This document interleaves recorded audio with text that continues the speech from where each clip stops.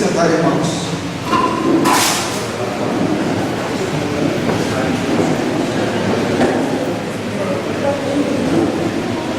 Graça e paz, amém? Amém, irmãos? Deus possa continuar nos abençoando nessa noite e suprindo aquilo que precisamos ouvir nessa noite. Eu convido os amados irmãos a abrirem suas Bíblias. Segundo Timóteo,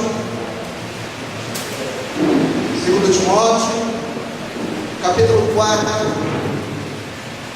2 Timóteo, capítulo 4.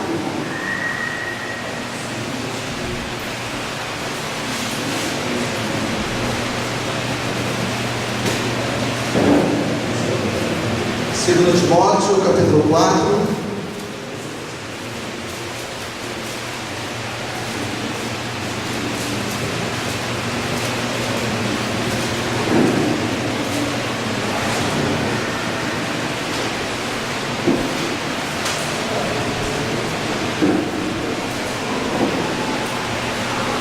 Segundo Timóteo, capítulo 4, versículo 1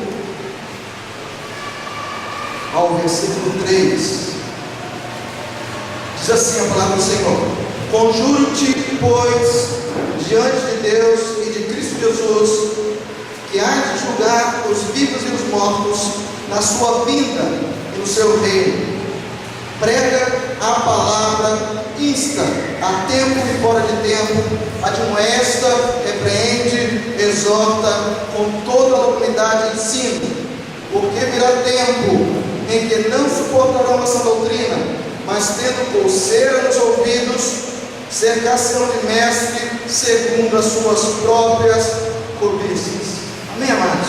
Que Deus possa assim abençoar esse texto aos nossos corações.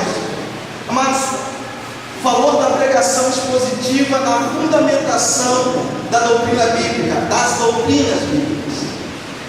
Quando a gente fala de pregação expositiva, a gente entende isso você vai expor um texto, ok? Pregação expositiva. Mas há 3 métodos de pregações. Há 3 métodos que os pregadores da homilética aprendem para poder fazer um sermão. Então, existe um sermão chamado sermão temático, existe um outro sermão chamado sermão textual, e existe um outro sermão chamado sermão expositivo. Então existem 3 tipos de sermões, e dentro desses 3 tipos é um método que o pregador se utiliza para anunciar, para proclamar a mensagem bíblica. E dentro desses 3 métodos, o mais comum, o mais utilizado, o mais praticado hoje em dia é o sermão temático. O sermão temático, se eu fosse dar uma definição breve do sermão temático, seria o seguinte: é um sermão onde os tópicos do esboço está ligado diretamente a um tema. E esses tópicos do sermão seria em vários textos e passagens bíblicas. Então, o tema do sermão vai definir os tópicos. É o tema que define os tópicos. E você pode caminhar em toda a Bíblia. Então seria o seguinte: primeiro tópico, lá em Gênesis capítulo 2, verso 1. O segundo tópico do sermão está lá em Efésios capítulo 3. O terceiro tópico do sermão está lá em Apocalipse. Então o sermão temático é um sermão que o tema define os tópicos e você tem a liberdade de ir em todas as partes da Bíblia para fundamentar, para argumentar o seu sermão. Então, é mais ou menos o seguinte: você pega um tema, salvação, você procura onde tem texto de salvação e, eu quero esse texto aqui, eu quero esse texto aqui, eu quero esse aqui, e você prega. O sermão textual é diferente. O sermão textual, ele é um sermão que se utiliza de no máximo 3 versículos. No máximo 3 versículos. E o tópico do sermão é oriundo desses 3 versículos.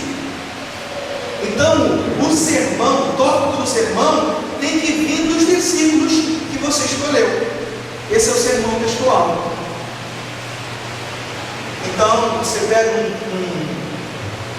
Jesus eu sou o caminho, a verdade e a vida. O caminho, a verdade e a vida. É um sermão textual. Você prega o primeiro tópico, o caminho, Jesus sendo o caminho, Jesus sendo a verdade e Jesus sendo a vida. Isso é um sermão textual. E o sermão expositivo?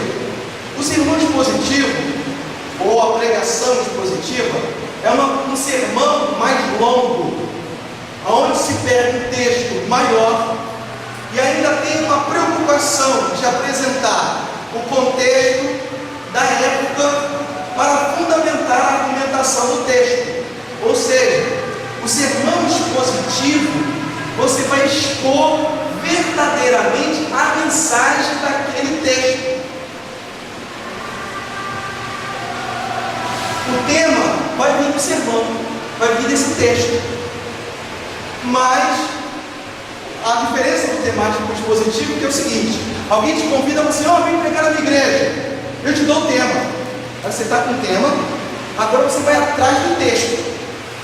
No expositivo não. No expositivo você estuda a Bíblia, Deus te dá o tema e você prega. Uma outra coisa que você tem no sermão expositivo, talvez é um pouco complicado para definir no início, mas quem vai fazer homilética ou quem já prega, já tem isso mais claro. O sermão expositivo tem um outro objetivo também, tem uma metodologia que se utiliza. O sermão expositivo é um sermão que alguns pregadores mais se utilizaram na história. Os grandes pregadores bíblicos se utilizavam do método expositivo, não se utilizavam de temático, não se utilizava do textual, mas do expositivo. Por quê? Porque o temático, você prega o que você gosta de pregar. O expositivo não. Ok? O temático você, eu gosto de salvação, ou eu gosto de bênção, eu gosto de adoração. Eu só falo, tem pregador que só fala em tema. Ele só é preparado para aquele tema. Por quê? Porque ele gosta só do temático. Já viu o pregador de um livro só prega em Efésios, ou só prega em Gálatas, ou só prega em Salmos? Pregador de um livro só. Por quê? Porque gosta de tema. Ok? Aí se eu perguntar a você, você come só arroz? Você come só feijão? Não. Você tem que aprender a se alimentar de maneira correta. E o que o sermão expositivo faz? Pode falar bem.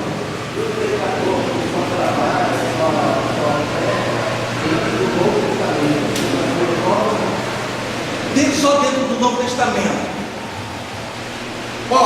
Lógico que se deve o correto, quem prega a mensagem positiva caminha toda a Bíblia. Ele trabalha toda a Bíblia. Agora, às vezes o pregador ou o pastor adota o Novo Testamento para facilitar falar da Nova Aliança.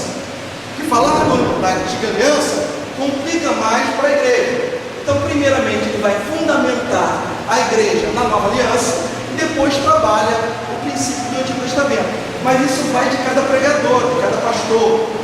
O fato é que quando você pega a mensagem expositiva, existe uma maneira chamada lexo contínuo.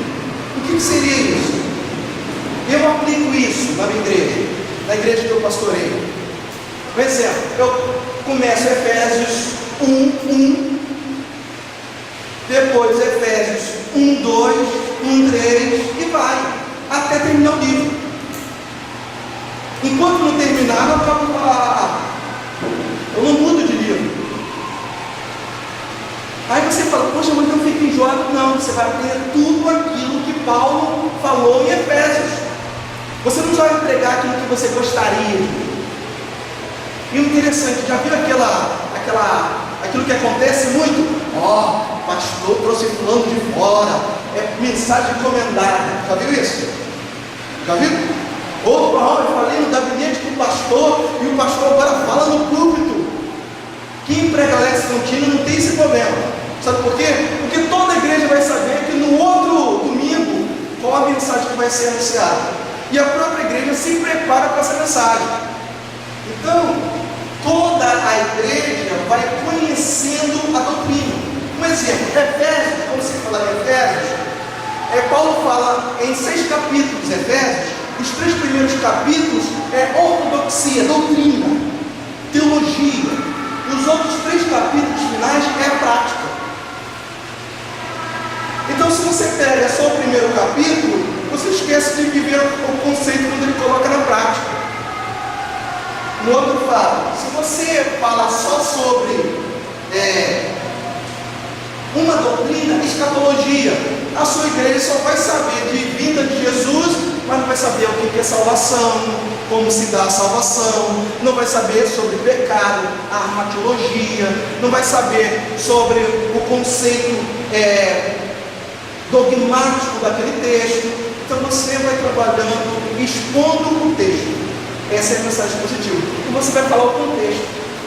Um outro fato importantíssimo da mensagem positiva é que o pregador não tem ansiedade de preparar o sermão. Porque quem é pregador itinerante, ou quem é pregador, quem é pastor, ele tem que fazer sermão domingo de manhã, domingo à noite, terça, quinta. E você fica, o que pregar? O que eu vou pregar? Já preguei nesse tema, vou pregar em outro tema, o que eu vou fazer? Você fica numa ansiedade. Quando você prega expositivo, está tranquilo. Você vai pregar aquilo ali, vai estudar aquilo ali. E um outro fato que se acontece, que o método expositivo te ajuda. Um exemplo, no temático, você tem um tema que às vezes você gosta, mas Deus nunca queria que você pregasse. Já viu o pregador falando assim, Deus mudou o tema da mensagem, ou Deus mudou o sermão? Alguém já ouviu?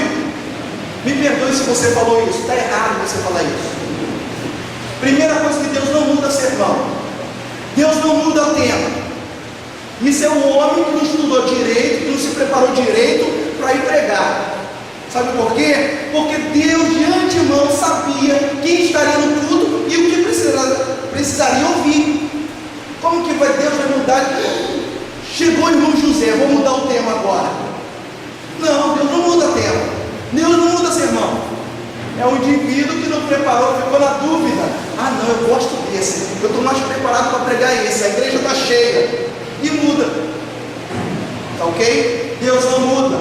Basta você se preparar. E o fato é, o expositivo, você não vai fazer o sermão, você vai estudar. Está claro isso? No método expositivo, você não vai ficar procurando fazer o sermão, você vai estudar a Bíblia e Deus vai te dando a mensagem. Então, se prega versículo por versículo, palavra por palavra. Quer ver uma coisa que muita gente fala, diz, e a pessoa não sabe nem qual é o significado? Um exemplo, graça e paz, ou paz.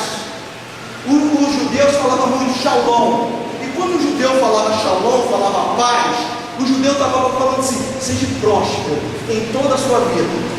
É isso que o judeu falava. Paulo começa a utilizar a expressão graça e paz.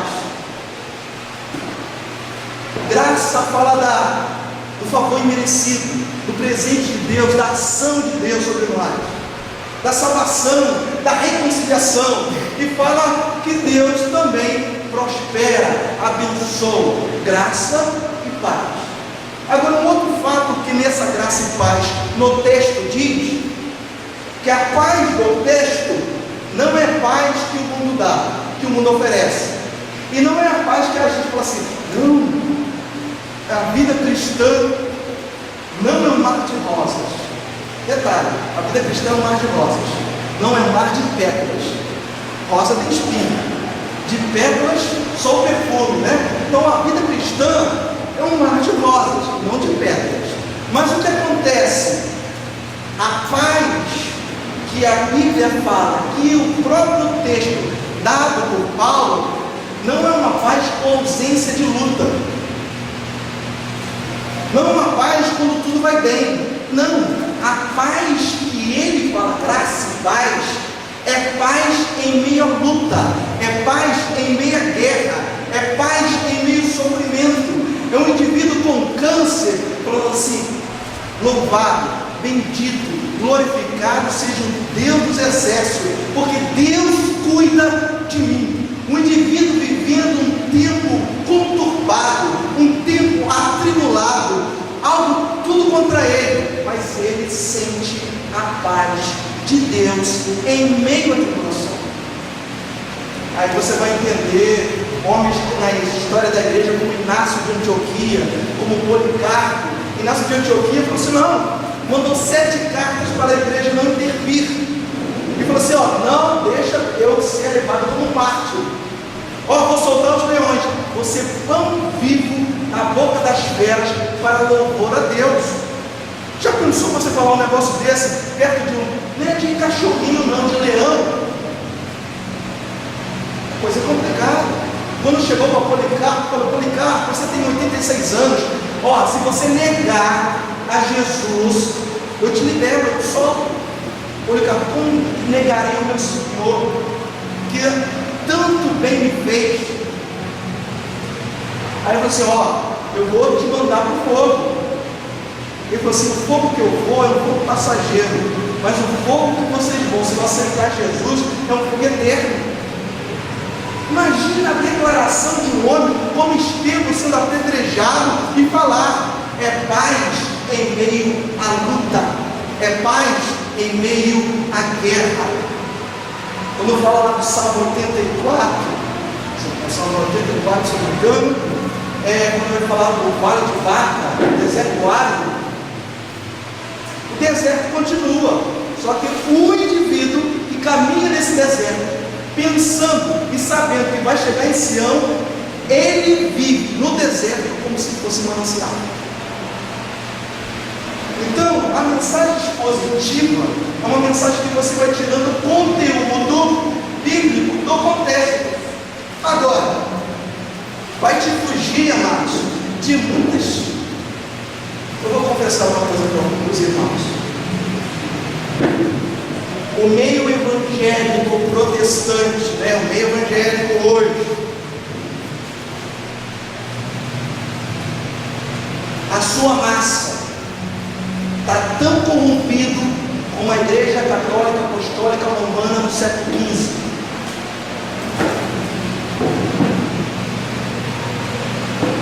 O meio evangélico hoje está tão corrompido quanto a Igreja Católica lá na Escolástica, do século VIII ao século XV, antes da Reforma.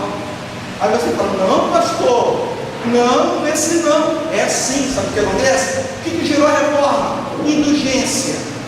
Lutero falou contra a indulgência. Lutero falou contra a simonia. O que é isso? Indulgência é vender algo para receber uma bênção no céu. Vendia-se lá várias coisas. Simonia, compra de carne. Irmãos, hoje a igreja evangélica brasileira tem vivido, o lenço de sei de quem, passa a toalhinha e leva, a rosa amarela, do sal de Israel, a pedrinha não sei da onde. Sabe o que a igreja católica fazia? Falava que tinha uma lasquinha na cruz de Cristo, um pezinho do dedo, um dedo do pé de Pedro, e falava isso para a igreja lixê. A igreja evangélica brasileira tem feito isso. Mas você fala assim: não é isso. Lógico, e glória a Deus por isso, que existe e sempre existirá remanescentes. Porque se não tivesse, Deus já tinha buscado a sua igreja. Mas isso tem acontecido. Se tem venda de igreja, porteira fechada. Você tem igreja trocando negócio. Pastor, que oferece salário maior e está indo. A mesma coisa que acontecia lá atrás está acontecendo hoje. E eu falo isso porque eu tenho toda a documentação fundamentação que vocês possam me questionar, eu tenho para te dar. Vídeo, documento, de como a teologia, ou não poderia nem se falar teologia, mas a teologia da prosperidade, da libertação, tem causado uma ruína no meio evangélico. Existe uma frase que não é minha, mas eu gostaria que fosse minha. O evangelho dos evangélicos e o evangelho dos evangélicos. O evangelho dos evangélicos e o evangelho dos evangélicos. Há uma diferença. Porque hoje vem a campanha da prosperidade, a campanha não sei de quê. Tem pregador falando que você não vai usar nem mais o Rexona. Fala que Jesus fez milagre para ganhar dinheiro, que a carpintaria de José estava falida quando estava com ele. E quando Jesus assume, o cidadão chega: e aí, Jesus, quando vai sair a mesa? Quando vai sair a mesa? Seu pai entregava em 1 ano. Não, pode passar antes. 6 meses, não, pode passar antes. Vem amanhã, Jesus fala. E o cidadão faz um milagre. Imagina Jesus fazer algo para benefício próprio, para ter dinheiro. Então existem vários textos fora de contexto, e a mensagem expositiva te leva a ver esses absurdos que estamos vivendo hoje. Mas sabe o que acontece? Em meio a esse afastamento teológico e bíblico, há um outro porém. Estamos vivendo um contexto de pós-modernidade. O que seria pós-modernidade? A pós-modernidade gerou o homem ansioso para receber a bênção aqui e agora. É o tempo do me ensine hoje. 3 minutos eu quero comer. É a coisa instantânea. Então a pessoa está fazendo a barganha. Calma aí, se essa igreja não tem ar-condicionado, eu vou para outra que tem. Não, a minha bênção não saiu nessa campanha, eu vou fazer a campanha na outra. O interessante, quem é pastor aqui? Dois. Você não pastoreia mais sozinho. Tem vários membros seus que às vezes faz campanha em outra igreja e tudo mais. Lá na igreja não está acontecendo milagre. Lá na igreja Deus não fala mais. Lá não acontece mais. E aí a gente tem que ter cuidado para a mensagem bíblica expositiva. Fala assim para a igreja hoje. O que é doutrina da salvação?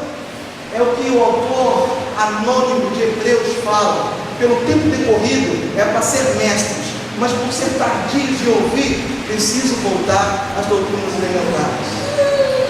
Então, amados, precisamos ter uma boa escola bíblica dominical, precisamos ter uma boa mensagem.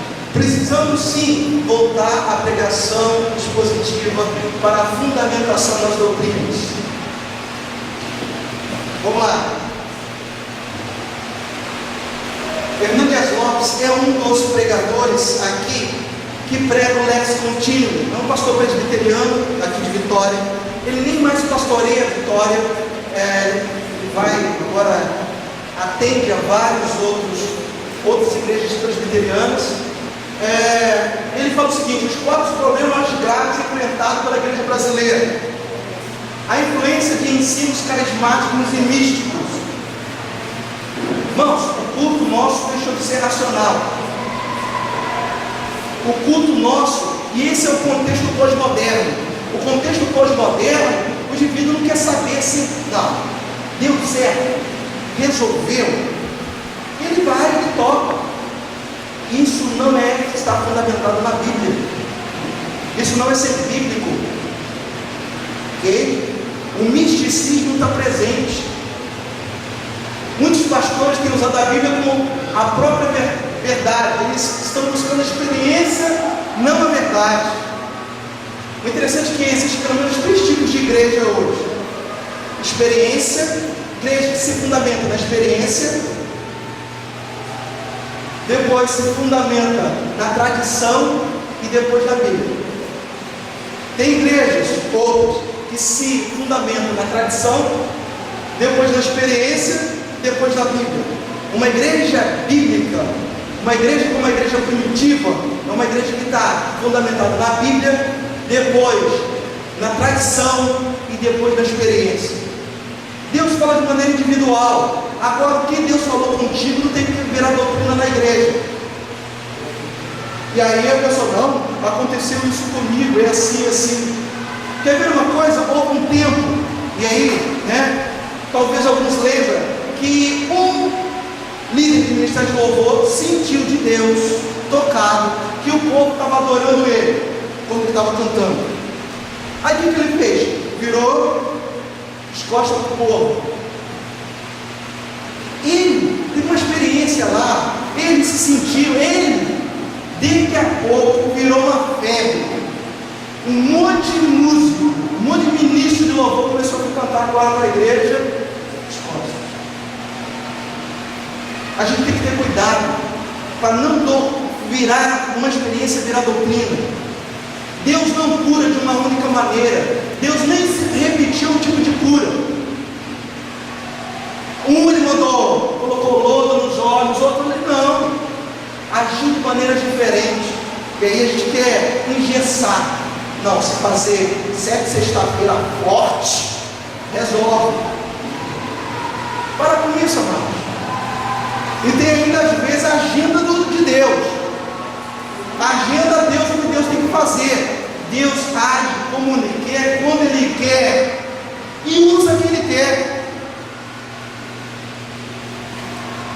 Não tem culto, o culto é de libertação. Deus que quer de qualquer culto, porque o poder está na palavra.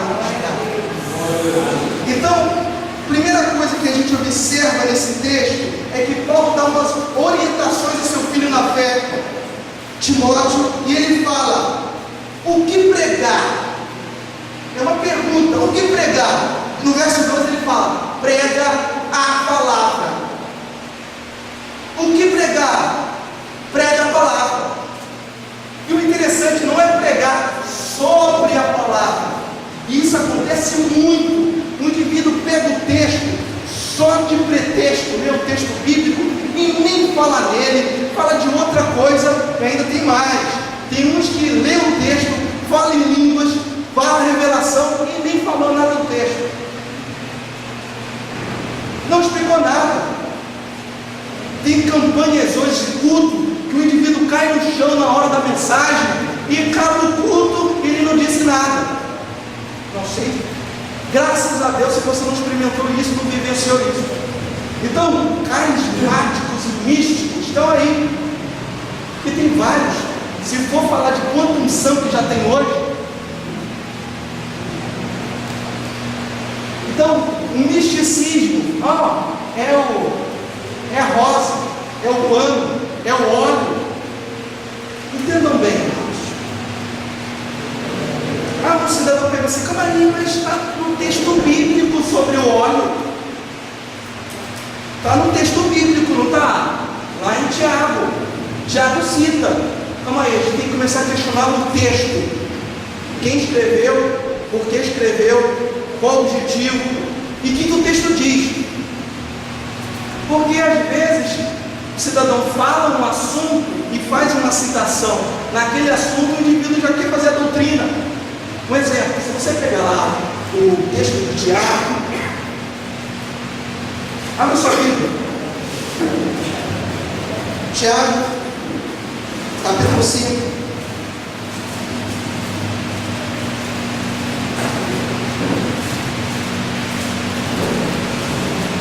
Eu gostaria que os irmãos contassem, tá? Todo mundo contasse quando eu falar aqui, tá ok? Vamos lá, Tiago, capítulo 5. O verso 13 em diante, ok? Vamos lá, amém, amados? Diz assim: está alguém entre vós aflito? Ore. Ok? Oração. Está alguém contente? Cante louvores. Está alguém entre vós doente? Chama-se proibido da igreja. Ore. 2. Sobre ele ungido. 2-1. Ok? Em nome do Senhor. E a oração? 3-1. E a oração da fé salvará o doente. O Senhor levantará se houver cometido pecado, e serão perdoados. Portanto, confessai os vossos pecados uns aos outros e orai. 4-1. Pelos outros para serem curados. 5. A oração de um justo é poderosa e eficaz. Ok? 5-1. Mas a experiência aqui quebrada, a experiência citada, é um exemplo para que a gente entenda o assunto que ele está abordando. Isso é hermenêutica. Isso é hermenêutica. Elias era um homem sujeito às mesmas paixões que nós, e ungiu, é isso? Orou com fervor para que não chovesse. Então 6-1, ok? Para que não chovesse durante 3 anos e 6 meses, não choveram sobre a terra, e orou 7-1. E orou outra vez, e o céu deu chuva, e a terra produziu os seus frutos. 7 vezes no texto aparece a palavra oração. Uma única vez a palavra ungir. Ok? O exemplo é de Elias. Elias não estava lá para ungir, não estava na frente da carne. Ele foi lá para orar. Quer mostrar que é um exemplo do que o texto está dizendo sobre a oração. Ok? Então não se pode pegar a base bíblica para ungir com esse texto. Detalhe, vou explicar mais. Por que citou esse texto? Por quê? Vou explicar. Quem é o autor? Tiago, o meio-irmão de Jesus. Quem é esse Tiago? Pastor da igreja de Jerusalém. Como é a igreja de Jerusalém? Uma igreja judaica cristã. Então a igreja de Jerusalém não deixou tudo para viver o cristianismo de início. Ela tinha muitas dificuldades ainda de abrir mão. Quer ver uma coisa? Para eles tinha que circuncidar. Lembra de Pedro, que quando vê os homens chegando, Paulo repreende?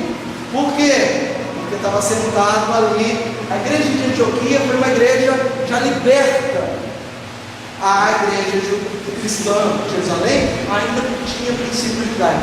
Ele sendo pastor, a ideia, parafraseando, seria o seguinte: ore, e é do teu costume, unge. Mas o poder está na oração. Detalhe, não tem dificuldade nenhuma, problema nenhum ungir. Eu sou pastor batista, renovado, na minha consagração ungido, com óleo. Não há dificuldade nenhuma. Quando me pedem para ungir, eu levo óleo, mas eu ensino que não tem poder nenhum sobre o óleo, e sim sobre a oração. Agora, sabe o que a gente não pode fazer? É a muleta. Esse óleo aqui é diferente do que está naquela igreja lá. Esse óleo aqui eu trouxe de Israel. Amados, passou uma campanha, o carro de som na frente da minha casa, falando o seguinte: óleo com pó de ouro das minas de Salomão. Sério, eu pensei logo em Indiana Jones. Pó de ouro no azeite, das minas de Salomão. Então, amados, a gente tem que ter cuidado com o místico. O místico. Temos que ter cuidado. Ok? O pragmatismo influenciou na igreja. As pessoas não têm escolhido a igreja por causa de uma necessidade espiritual, mas para satisfazer as necessidades. Quer ver uma coisa que eu já ouvi? Uma ovelha aqui chegou: pastor, eu não gosto desse livro. Eu falei: não gosta não? Desse também não. Desse também não. Eu falei: minha irmã, qual livro você gosta? Eu gosto daquele assim: restitui, eu quero que volta é meu. Fui no terreno do inimigo, tomei o que me roubou. Falei: qual que ela não gostava? Grande, soberano. Não, tudo que exaltava Deus, que engrandecia Deus, que não falava do homem, ou colocava o homem no seu lugar de pequeninez, de pecador, de miserável, ela não gostava não. Ela gostava do menino que a mãe errou, pesar, já dá vitória, demais. Vou falar com ele. Hoje a gente vai falar sobre esse tempo. Vamos lá. A influência do liberalismo e negação da infalibilidade da Escritura. É o problema de colocar a razão humana acima da Escritura. O liberalismo teológico produz um relativismo ético que tem matado muitas igrejas em todo o mundo. Amados, existe um liberalismo teológico tremendo hoje. Existem pastores que não acreditam mais na vinda de Jesus, na volta de Jesus. E ó, digo mais, não vou citar o nome, mas pastor assembleano, que não acredita mais na vinda. Sabe o que ele diz? Ele diz o seguinte: vou explicar a ideia, tá, teológica. É como se fosse o seguinte: quando Jesus fala que vai voltar, ele já voltou para você. É para você ter uma novidade de vida, para você melhorar, para você correr atrás. Já viu aqueles desenhos animados? Para que o coelho possa correr, coloca uma varinha e a cenoura na frente? Para você melhorar de vida, Jesus disse que ia voltar. Que te dá um novo céu, uma nova terra. Mas isso é para te estimular a melhorar de vida. Só isso. E ele volta quando você larga as drogas, quando você larga o álcool. A coisa é aqui mesmo. Isso é um liberalismo teológico. Chamada essa que eu falei aqui, é chamada teologia da esperança, ou chamada teologia do processo. Bota na internet e busca. Então, amados, liberalismo teológico está aí. Se você pegar Rudolf Bultmann, Karl Barth, Paul Tillich, que no tempo dele não era nem considerado teólogo liberal, mas para a gente é liberal, o cidadão fala o seguinte: o Bultmann, ele fala, ó, nós temos que buscar o querigma original. O que é querigma? A verdadeira mensagem, proclamar a verdadeira mensagem. Por quê? Porque a gente não prega a verdadeira mensagem. E como que se prega a verdadeira mensagem? Ele fala, desmitologizar a Bíblia. O que é desmitologizar? Jesus andou sobre as águas? Coisa nenhuma. A multiplicação dos pães? Não, isso aí não. Isso aí foi o povo que falou. É um místico ali. Nada não. Jesus morreu? Morreu. Ressuscitou? Não, ressuscitou não. Então o liberal pensa assim. Então para que serve Jesus morrer na cruz?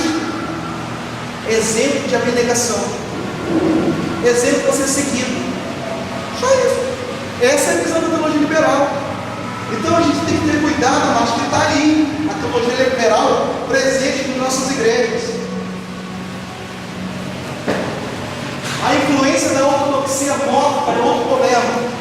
Isto é, fidelidade sem produtividade. Muitos pastores pregam mensagens conservadoras, mas são como um diazinho, um cajado profético, os seus planos não pode ressuscitar mortos.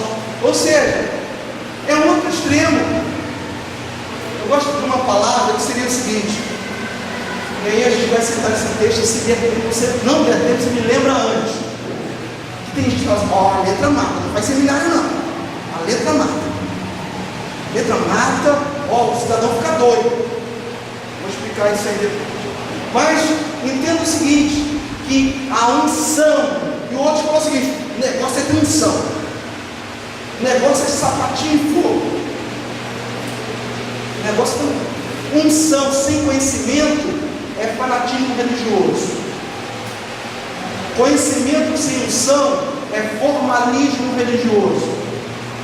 E unção e conhecimento é o poder de Deus manifestado. Então a gente tem que ter cuidado, porque a unção é o conhecimento da revelação que você recebe de Deus. E aí a gente vê quanto texto fora do contexto, palavra equivocada. Meu Deus, só Deus tem que. E quando você tem conhecimento da hermenêutica da exegese, aí você vê os erros. Talvez serviu para a igreja, mas ela está fraca, comendo sopinha rala, porque aquilo lá não foi palavra que dá substância, que alimenta, ok? Então, existem pregadores que pregam sobre fogo, estando no iceberg. Cara, mano, Deus é bom. Deus é bom. O cidadão tem que mostrar que Deus é bom. É igual vai ter uma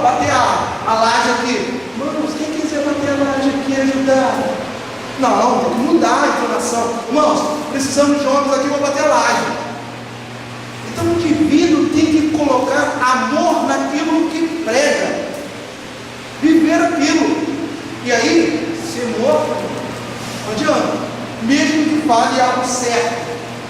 Homens mortos pregam sermões mortos, e sermões mortos matam. E aí é um outro problema. Estudando cochila, outro, né? Quer ir embora. Agora o fato é, o verdadeiro pregador não prega para satisfazer a comunidade. O verdadeiro pregador prega para expor a palavra, sendo boa para a comunidade ou não. Lembra de Jeremias? Ó, se entregar. Aí o outro, não, Deus vai dar vitória. Joga isso aí na cisterna. Amados, saiba que você tem que pregar a palavra, expor a palavra, aquilo que Deus mandou falar, e acabou. Ah, mas o povo não vai gostar. Não importa. Se aquele povo não gostou, porque não era teu povo. Simples. Agora você não pode negociar o mais importante, a Escritura Sagrada. A reforma protestante chegou em um fundamento. São 5 fundamentos, mas ela falou um. Sola a Escritura e tola a Escritura. O que falamos sobre isso? Somente a Escritura e toda a Escritura. Calma aí. Eu tenho que pegar fundamentado na Escritura, em todo. Aí eu digo, tem muito sermão aí que é bonito, é espiritualíssimo, é místico, mas não tem nada de conteúdo bíblico. Vou citar um para vocês, que talvez não dá tempo de eu chegar lá, mas quer ver um que bombou na mente, né? E vai um monte repetindo. Tem hino também, restaurando sonhos de mal. Quem já ouviu isso? Restaurando os sonhos do mal, como cortou a orelha lá. Pedro estava no lugar errado. Engraçado, estava do lado de Jesus. Pedro cortou a orelha do Malco, e o Malco queria ser sacerdote. Então, por ter cortado a orelha, frustrou os planos dele. Cá para nós, amado. Alguém corta a tua orelha, você vai pensar no ministério? Caiu a orelha no chão, no ministério, não, ninguém vai pensar, vai lamentar da dor que está sentindo.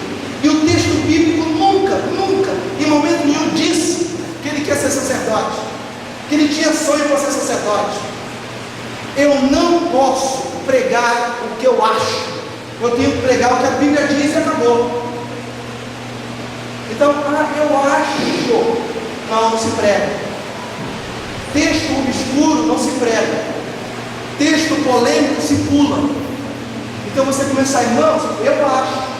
Agora, quando você pega num estudo bíblico, você vai falar, irmãos, existem 3 teorias da vida de Jesus, como se dá.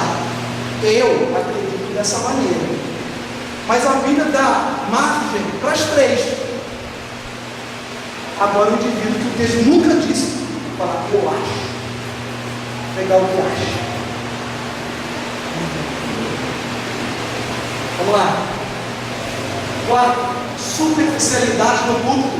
Muitos pastores têm oferecido uma sopa rala para o povo de Deus e não um elemento sólido e consistente. Não estuda a Bíblia a fundo. Falha em suas vidas de oração e prega sem paixão, unção e poder. Charles Spurgeon: aquele que cessa de aprender tem cessado de ensinar. Aquele que não semeia nos seus estudos não irá colher no púlpito. Amados, tem isso aí, superficialidade no púlpito. Só dá um prego para todos. Todo mundo está sabendo. E quanto mais quando erra o texto, quando usa fora do contexto, quando não examinou mesmo. Eu vi uma mensagem linda uma vez. Linda. O sujeito, ele tem a oratória. Aí ele só muda o texto. Um exemplo. Acontece. O indivíduo é o seguinte, ele era itinerante. Então, o pastor chamava para pregar, ele mudava o texto, mas a oratória era a mesma. Ele pegou um texto numa igreja e falou: irmãos, a gente tem que rasgar a veste do pecado, tem que rasgar a veste da idolatria, rasgar a veste do adultério, rasgar a veste da fornicação, ele foi rasgando veste. Sabe qual é o texto dele? Deus falando: não quero que rasgai as vestes, mas que rasgai os vossos corações. O que Deus está falando? Chega de símbolo, chega de algo visível. Eu quero algo verdadeiro, algo no coração. Chega de simular. Eu quero algo verdadeiro. Ele deve ter sido totalmente fora de contexto.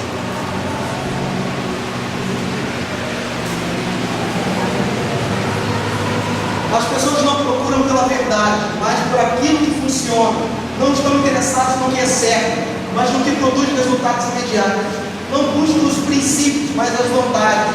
Deste modo, muitos pastores têm pregado o que o povo quer ouvir. Para tais pastores, a coisa mais importante não é explicar a palavra de Deus, mas descobrir o que as pessoas querem ouvir. A mensagem é alterada, por não estar centrada em Deus, mas no homem. As exigências do mercado determinam o que o pastor deve pregar. Assim sendo, os pastores se tornaram servos dos homens em lugar de ser servos de Cristo. Quer ver uma coisa? Eu vou falar no pessoal que eu acredito, que eu creio. Existe hoje no nosso meio vários métodos. Método para crescimento de igreja. Aí, G12, G5, G7, igreja com propósito, agora nova, MDA, nova que está chegando mais para cá, agora, MDA, modelo discipulado apostólico, e vai método, e vários métodos. E tem algumas situações também, além dos métodos. O indivíduo fala assim: calma aí, vamos fazer um retiro para ganhar fulano. Vamos fazer um retiro para ganhar os jovens. Vamos fazer isso, um culto de roqueiro para ganhar os roqueiros. Vamos fazer isso, vamos se vestir de preto, vamos fazer isso. É cada coisa que tem acontecido. Eu não creio nisso.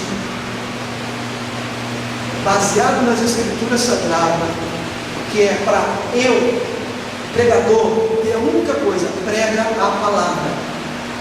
Eu não tenho que convencer você do pecado. Quem convence é o Espírito Santo. A igreja não precisa estar baseada em vários métodos, acreditando no método como salvador da igreja. A gente tem que acreditar que o poder transformador é o poder da palavra e a ação do Espírito. E se a gente olhar a igreja primitiva, qual é o método? Estavam reunidos sempre na doutrina dos apóstolos, na comunhão, no partir do pão, e Deus ia acrescentando à igreja vidas. O que choca o mundo é uma igreja que ama ou uma igreja que não vive a palavra. Se você, a igreja de Cristo, viver a palavra, ela choca o mundo e pessoas se convertem por esse testemunho. Então as pessoas eram agregadas àquela igreja por causa da comunhão, por causa da mudança de vida e não simplesmente do método. Não, tem que fazer um método para que encher a igreja, fazer isso, fazer aquilo. Ou eu creio no poder de Deus que transforma ou não. Aí baseia-se e olha o texto fora de contexto. Daqui a pouco eu dou uma palavra. A palavra agora vira algumas coisas, vira febre no nosso meio. Teve um tempo de apaixonado, depois teve um tempo de noivo, teve um tempo de chuva. Acho que tem que voltar esse negócio de chover agora, né? Que era tanto faz chover, fez uma... parece que uma febre. Vira. Agora, qual é o conteúdo bíblico? Qual é a fundamentação? Qual é a base bíblica para aquilo? Então, ou eu creio que Deus tem o poder de transformar o homem, ou eu vou crer no meu método. Então, a mensagem expositiva, ela tem o objetivo de pegar a palavra. Ela expõe a palavra. Ela não está preocupada com aquilo ser bom orador. Quer ver um detalhe? Jonathan Edwards, chamado o grande pregador de missões do século XVII, ele pregou lendo um texto. Ele era míope, lendo na lamparina, e diz que o povo se curava nas colunas, porque via o céu se abrindo e o chão se abrindo, o céu e o inferno. E houve conversões, as pessoas levaram livros de prostituição, de bruxaria. Houve um índice de mudança religiosa, social, econômica e política. Isso é avivamento. Mensagem expositiva, você expôs a palavra. É Deus que faz a obra, é o Espírito Santo que completa, é o Espírito Santo que age. Agora, às vezes a gente pensa que é o pregador que vai resolver. A gente pensa que é o método que vai ajudar. Não é. Fala, meu irmão. Mas o senhor falou referente a abordar o mesmo estilo de vida para poder atrair. Tem uma passagem que Paulo diz que vigilou. Esse texto eu ia citar. Então, muitas vezes, usa esse estilo de atração, porque o homem de fato ele é atraído pelos olhos. Então, muitas vezes ele tem os ouvidos, só que a semente é levantada por nós. Então, de fato, é só uma linha que eu vejo. A juventude de hoje é diferente do século XX, por exemplo, que atrai a juventude de hoje é algo diferente. Então, de fato, seria errado para... Agora, o que a gente tem que começar a questionar é essa juventude que é atraída, se de fato é convertida ou é convencida. Porque basta não ter retiro no outro ano que ela não está mais. Ou ela se converte ao cristianismo. Se você vê na África, na igreja, sem bateria, sem nada, o povo está lá cultuando no sol quente, sem tempo nenhum. Isso é o poder do evangelho, de transformar. Agora, existe uma frase de Charles Spurgeon, que ele fala: chegará um tempo onde o pregador deixará de pregar para apacentar, para alimentar as ovelhas, mas para entreter bodes. Chegará um tempo onde muitos pregadores deixará de pregar para alimentar ovelhas, para entreter bodes. Pastor Kemuel, não sei se você teve a tristeza de ver quando eu vi. Pastor se veste de chapolim colorado para ganhar jovem. De Michael Jackson. Bota a música Billie Jean e prega. Então, ou eu creio que é o evangelho transformador pela palavra exposta, ou não. E aí esse texto que o irmão citou, da loucura, o texto que o irmão citou, quando Paulo fala, e aí tem muito movimento agora, loucos por Jesus, não sei o que por Jesus, já viu isso? Cuidado com essa fé. Olha só, quando ele fala da loucura dos loucos, fala que a pregação de Cristo, a cruz de Cristo é loucura. É a pregação da cruz que é loucura. Então, você às vezes é um indivíduo lá na UFES, não está entendendo que negócio é esse. De Deus que encarnou, ele não é loucura para ele. Esse evangelho que não é compreendido pelo mundo. Agora, eu me fiz de fraco para ganhar os fracos. Se a gente começar a colocar essa mesma regrinha, a gente fica complicado. O que Paulo está falando é a ideia de ceder, de levar uma mensagem de entendimento, mas não de se revestir, de mudar o hábito. Não, ele está falando no sentido de colocar uma palavra. Você vai dar aula para a criança, você vai falar no nível que eles possam entender. Você vai falar para a adolescente, você vai falar no nível que eles possam entender. Você vai falar dessa maneira.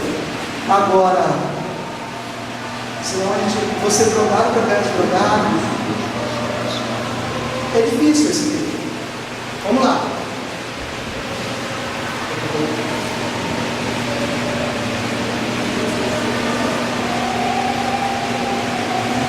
Muitos pastores têm sobrecarregados com atividades eclesiásticas, eles passam a maior parte do tempo envolvidos na manutenção, na organização de suas igrejas, negligenciando uma busca mais efetiva das verdades sublimes da Escritura. Eu cito um livro excelente para os irmãos que estão lendo, é Pastor Contemplativo. Pastor Contemplativo. Lembre-se o seguinte: a atividade da tua agenda não quer dizer que Deus está nela. Às vezes a gente faz uma agenda sem Deus estar. Eu estou pregando em tal lugar, em tal lugar, em tal lugar, em tal lugar, em tal lugar, em tal lugar, em tal lugar, mas ele mesmo não tem vida de oração, não tem mais comunhão com Deus, não tem vida de jejum, acabou. Ele está atendendo, ele está no ativismo religioso, mas está distante de Deus. E aí a gente tem que ter cuidado. Precisamos o quê? Ter o cuidado com o equilíbrio. Temos que ter uma igreja organizada? Precisamos de uma agenda? Sim. Agora, eu tenho capacidade de atender tal igreja, tal igreja? É possível? Não é possível? Eu tenho que fazer dentro da minha limitação. E não deixar a oração, a vida devocional de lado. Então, a mensagem expositiva, o valor dessa mensagem, dessa pregação, é que ela está expondo o que diz o texto.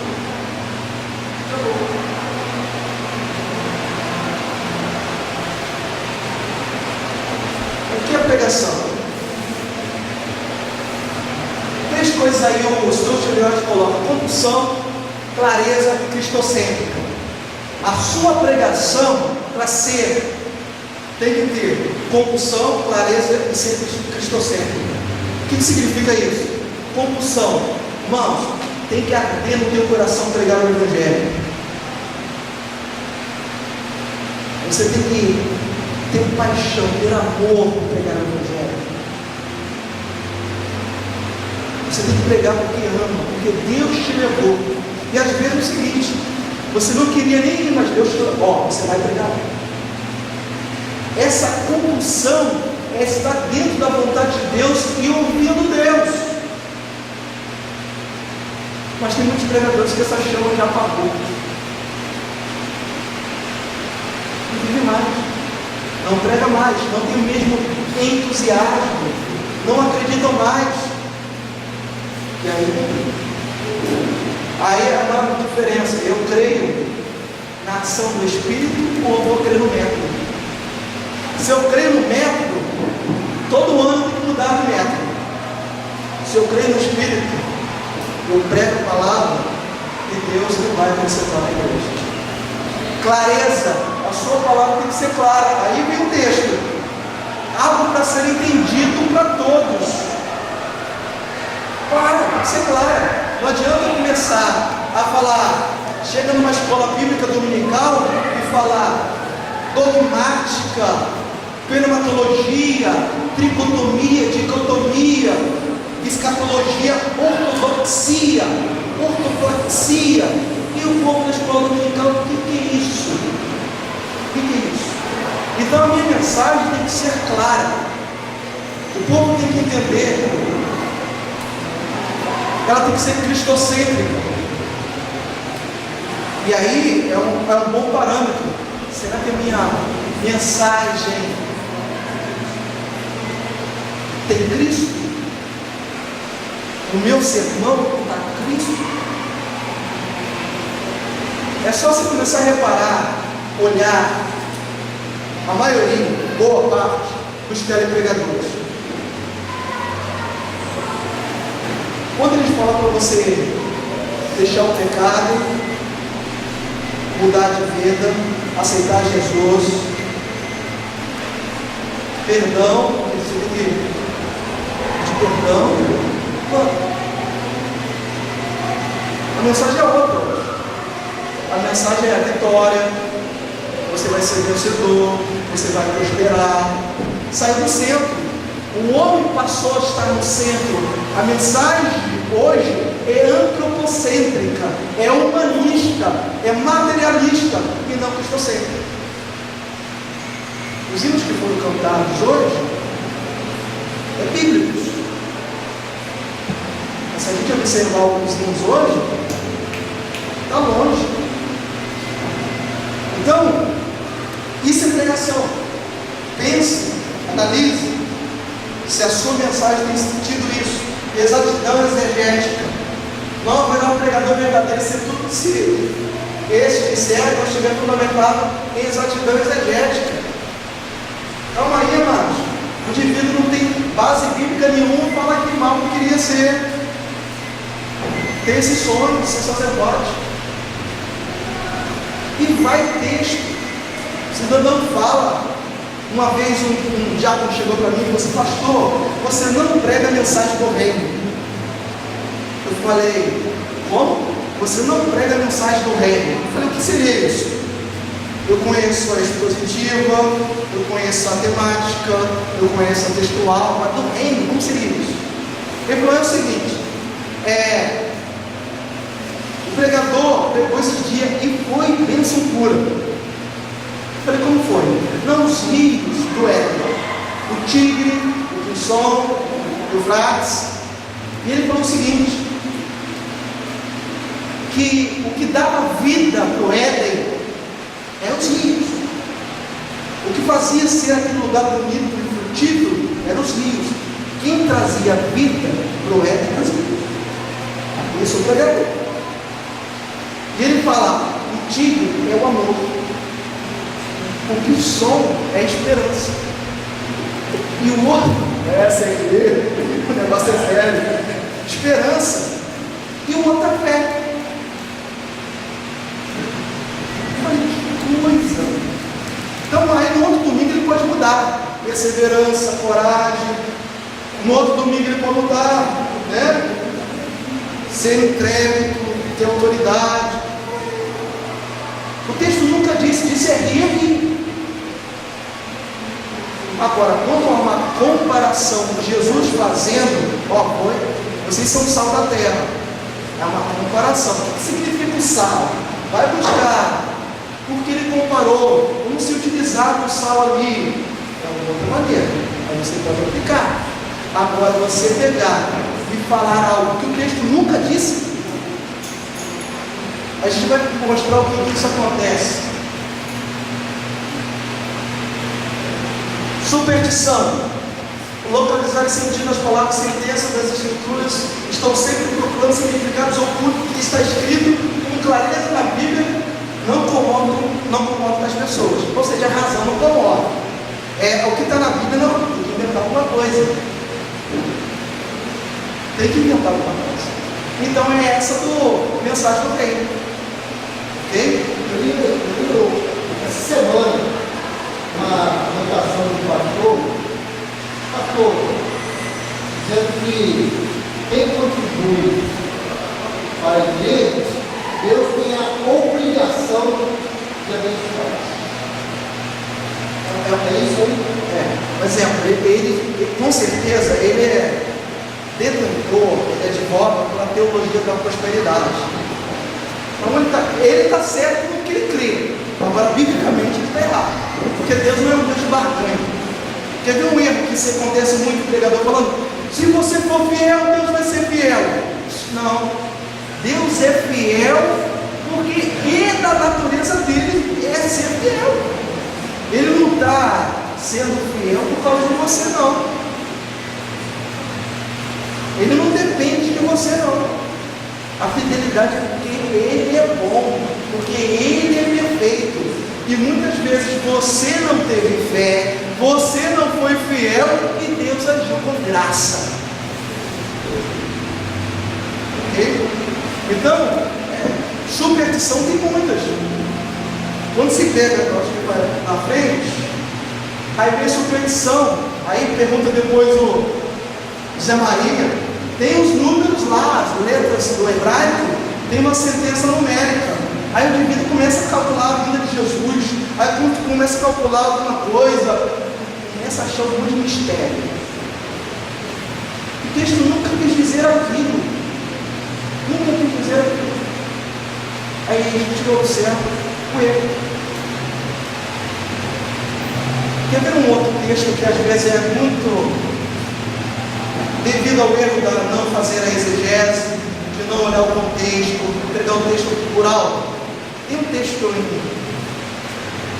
agora é em Provérbios, que fala, utilizado no noivado, no casamento, no namoro, fala do caminho da águia no céu, o caminho da serpente sobre a pedra e do navio.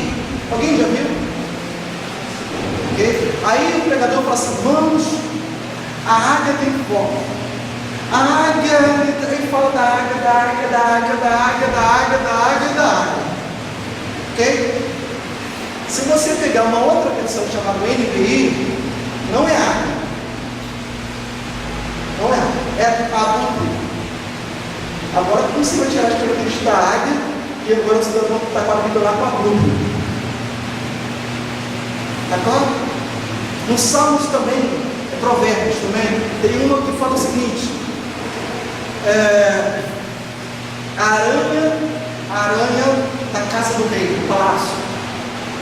Em outras versões, a lagartixa. Aí o indivíduo fala da aranha, perde o significado da aranha, mas o texto não está querendo falar da aranha, está falando da simplicidade da língua, do bichinho que está ali dentro, como um pardal encontrou ninho e andorinha ninhos para si, a aranha, essa entende da simplicidade. O indivíduo quer ilustrar uma coisa diferente, ok? Mística. Vamos lá. Outro texto aí que é complicado, que algumas pessoas não ensinam que as coisas são discernidas espiritualmente. Irmãos, discernir espiritualmente não quer dizer que não é racional, não quer dizer que não está no texto bíblico, tá ok? Não, isso aqui é mistério, porque é só no espiritual, porque não, tem que estar na Bíblia, explicando aquilo ali. O que o texto disse?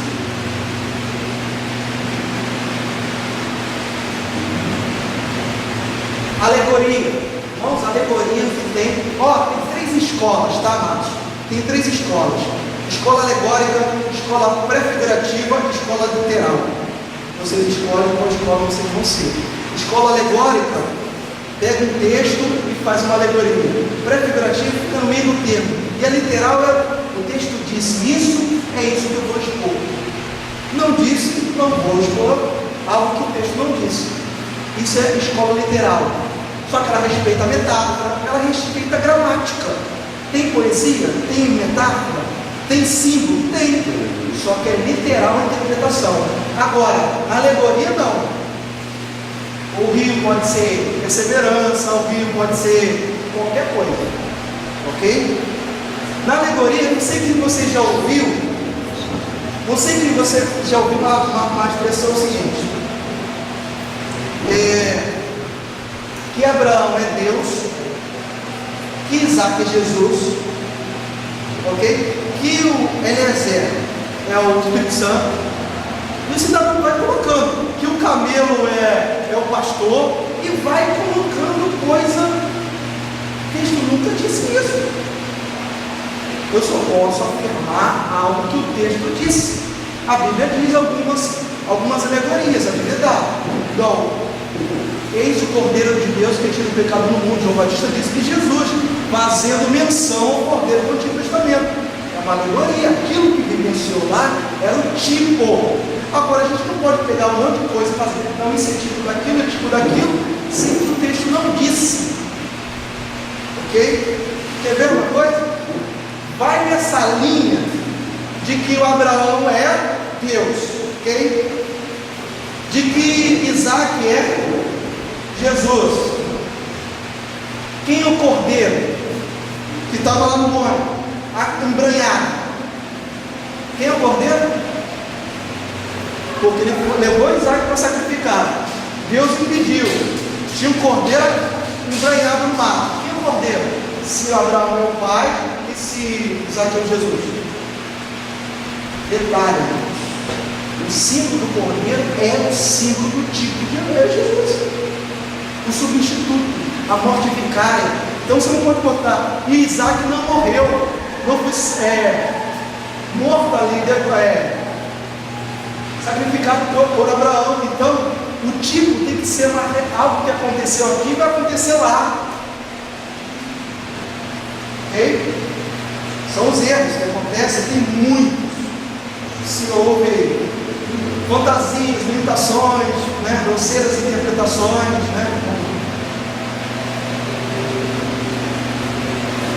Dogma. Existe um grupo de pessoas que estudam a Bíblia dogmaticamente. Os pregadores mais poderosos são sempre aqueles que são fortes em teologia dogmática. O fato é que algumas passagens da Escritura são muito difíceis de serem entendidas. Somos tentados a fazer com que elas se encaixem em nosso sistema teológico. Ou, aí já, pegando um texto complicado, esse texto de Hebreus 6, 4, 8. Irmãos, texto obscuro, texto complicado, você prega. Você estuda. Você tem que ter um cuidado. Sabe por quê? Esse texto de 6,4 e aquele que é dogmático, ou seja, interpreta a Bíblia pela teologia, a escola teológica. Por exemplo, quem é calvinista tem uma interpretação, quem é arminiano tem outra interpretação do texto. Só que nesse texto aí fica difícil tanto para calvinista como para arminiano. É difícil esse texto. Esse texto é de 6,4, é complicado. Porque ele vai falar que não tem segunda chance. Se não tem segunda chance, o cidadão não tem como voltar. Então, o arminiano, como que pode? E perder e ter de novo a salvação. E se um dia caiu, então também tiro no pé do calvinista. Então houve perda de salvação. Então é um texto obscuro que deve ser citado, mas tendo cautela, cuidado na exposição. Razão humana. Pessoas que estudam a Bíblia racionalisticamente, para este, o grande fator é a razão humana. Eles rejeitam tudo que ofende. Isso significa que eles não creem em milagres, em qualquer fenômeno sobrenatural. Então o que tem aí é a teologia liberal. Então o que a mensagem expositiva traz? Aquilo que Cristo disse. Deus volta a falar, é isso e acabou. O texto que nós lemos fala assim: prega a palavra. Prega a palavra. Pregar o que então? A palavra. Não é sobre a palavra, não é um outro livro. A diferença da igreja evangélica, a igreja bíblica, a seita, a que a seita tem, ela adiciona um outro material. É a Bíblia e mais um outro livro. É a Bíblia e outra coisa. Prega a palavra. Você pode se utilizar de um bom dicionário bíblico? Pode. Quando a reforma protestante falou só a escritura, somente a escritura, não quis dizer que você não pode estudar teologia. Não. Ela disse que a sua mensagem tem que estar fundamentada na escritura. É isso. A doutrina tem que estar fundamentada na escritura. Agora você tem que ter fundamentada no livro que você deve estudar.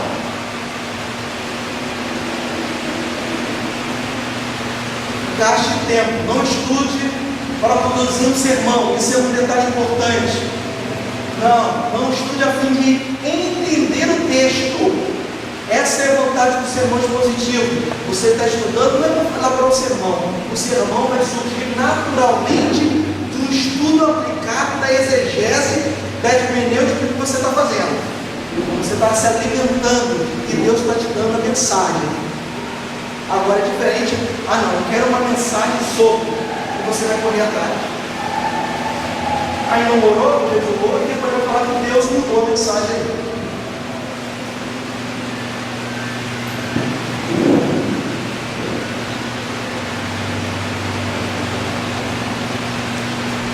Ele espera ver em mim a recordação de que o livro a ser estudado é a sua santa palavra. Ele espera que encare esse livro com admiração e sussurre em temor.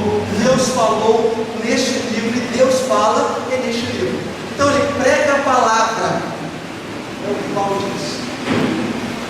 E depois ele fala, quando pregar, a tempo e fora de tempo. Quando pregar, a qualquer momento. O indivíduo, não, eu só prego se o pastor Quemuel me deu oportunidade. Olha, eu estou com o sermão guardado lá, o pastor Quemuel. Tem pessoas que assim.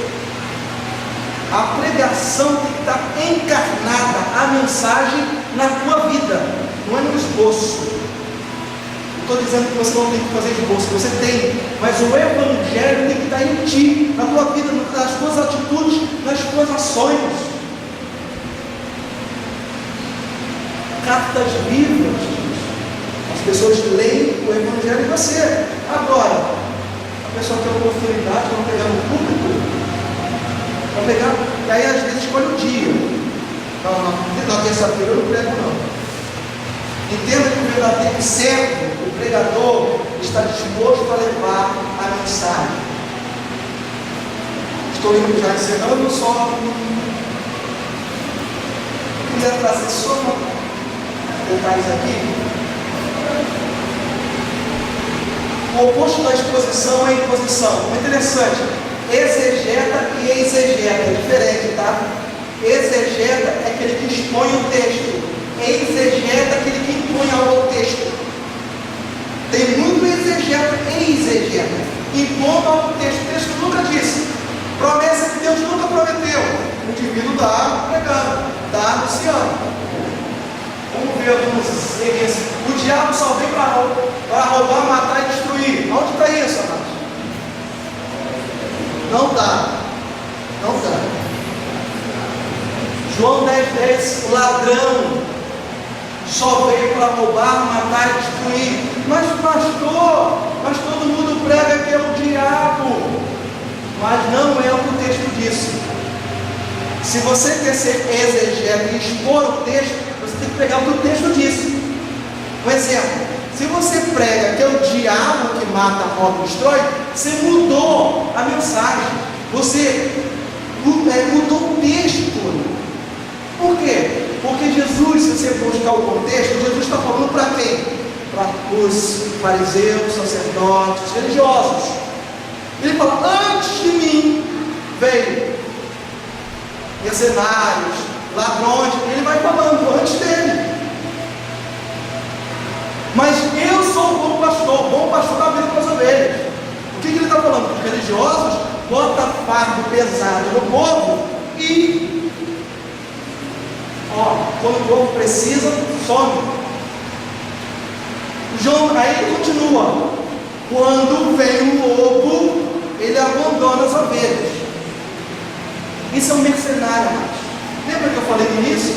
O mercenário é esse. A igreja está precisando do pastor. Está precisando. Mas ele não é pastor, ele é mercenário. Aí ele, não, eu vou para a igreja maior, eu vou fazer outra coisa, eu vou abandonar, eu vou colocar, eu vou vender essa igreja de porteira fechada. É o que acontece, é o mercenário. O bom pastor é aquele que dá a vida. Então Jesus está se colocando entre ele e os religiosos. O texto então aplicado para hoje, um exemplo. Tem pastor roubadores? Bem, são os mercenários, são os ladrões que não amam as ovelhas. E quando vem o lobo, perna para quem te quer e abandona as ovelhas. Se tem lugar para o diabo no texto, é o lobo. Se tem lugar nesse João 10, lugar para o diabo, é o lobo que vem para devorar as ovelhas. E o bom pastor está ali para impedir. Agora falar que o diabo está errado. Bora mudando a mensagem. Vamos lá. Elias subiu numa carruagem de fogo. É isso? Não. Está errado. É redemoinho, né? Mas tem aquele plano divino através do século. Você olha uma mapinha lá, e é um teólogo, né? E tal, mas ele está o Elias na carruagem. Um dia eu explicando isso para um aluno, pastor, mas quem que serviu a carruagem? Falei, para separar Elias de Eliseu. Poxa, mas Deus manda a carruagem de fogo e não manda logo Elias subir nela. Falei, ó, o texto diz, lá em 2 Reis 2:1, fala que é redemoinho. E no 11 também, ele não fala em momento nenhum que é carruagem de fogo. Aí a pessoa fala assim, mas no título da minha Bíblia fala. Título da Bíblia não é a palavra, é algo da gráfica, da versão, da tradução que coloca para facilitar o nosso manuseio. Sim. As coisas que eu... Essa aqui tem muito também. Espero que vocês nunca tenham falado isso. Eu brinco com a igreja, eu já falei isso no diabo e no Natal da Espírito. Eu pastorei uma igreja, eu explico isso para eles e falo assim, ó, mas hoje eu não falo isso mais, né? As coisas que o olho não viu, e o ouvido não ouviu, e não subiram ao coração do homem, são as que Deus preparou para os que o amam. Ok? Quem já ouviu isso? E tem pregador que gosta de colocar isso na hora do apelo, no finzinho da mensagem. Volta esse texto aí e começa, irmão, Deus tem coisas grandes para você. Deus vai tirar você daquele emprego de um salário mínimo e vai te dar 10. Deus vai trocar aquela bicicleta velha por um carro novo. E Raquel, você vai ter uma casa, não. Você vai sair do aluguel, vai ter uma casa e vai ter casa de praia. Já consigo ouvir o rijado dos cavalos. E tem pregador falando isso. Mas olha só, se você leia o verso 10, o verso 10 já responde.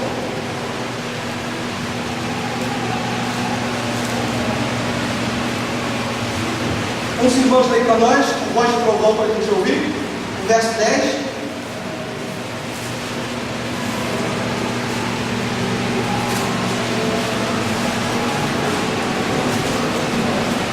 Mas Deus porém, as revelou a nós dos seus filhos. Nem olhos viram, nem ouviram, nem jamais penetrou em coração humano o que Deus tem preparado para aqueles que Mas a resposta seria 10, o irmão leu. Seria, mas Deus revelou com o seu Espírito. Ok? Deus revelou. Ué, então acabou esse negócio agora. Porque o olho viu, né? Deus revelou. Se você buscar lá a citação lá, baseada lá em Isaías 64, verso 4, o texto de Isaías está falando da grandeza de Deus, como Deus é grande, como Deus é maravilhoso, como Deus é onipotente, soberano, e está falando da pequenez do homem, como o homem é miserável, como o homem é pequeno, como o homem insignificante. E o texto vai falar o seguinte, que as nossas melhores obras seriam trapos de imundice. Olha, não estou falando das piores não, tá? Ele está falando das melhores obras. Detalhe, trapo de imundice seria um paninho que a mulher usava no tempo da menarca. Nós somos como o mundo. Seria o box hoje, ok? Seria esse trapo de imundice. E ele vai falar dentro desse texto, ou seja, Paulo mostrando que Deus revelou essa grandeza. Qual grandeza? A grandeza de nos salvar, de nos reconciliar. Isso que foi revelado a nós, que os espirituais sabem e o carnal não entende. Que a loucura continua sendo, a cruz continua sendo loucura. Fala, meu irmão.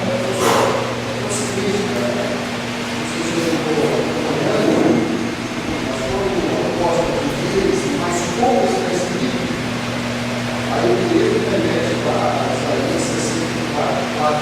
Sim, isso mesmo. É isso que eu estou dizendo. Ele está falando daquele contexto. E aí o cidadão pega um contexto isolado, e aquele contexto ele está mencionando ali, falando da grandeza de Deus e da pequenez do homem. Quando Paulo fala que Deus já revelou aos seus. Ou seja, nós sabemos que Deus desceu, nos salvou, encarnou, revelou a mensagem da salvação. Amém, amados? Que Deus nos abençoe, que vocês busquem cada dia ter o objetivo de ter como método sermões positivos para a pregação bíblica, porque Ele vai te conceder um estudo de toda a Bíblia, o conhecimento de todas as doutrinas, não somente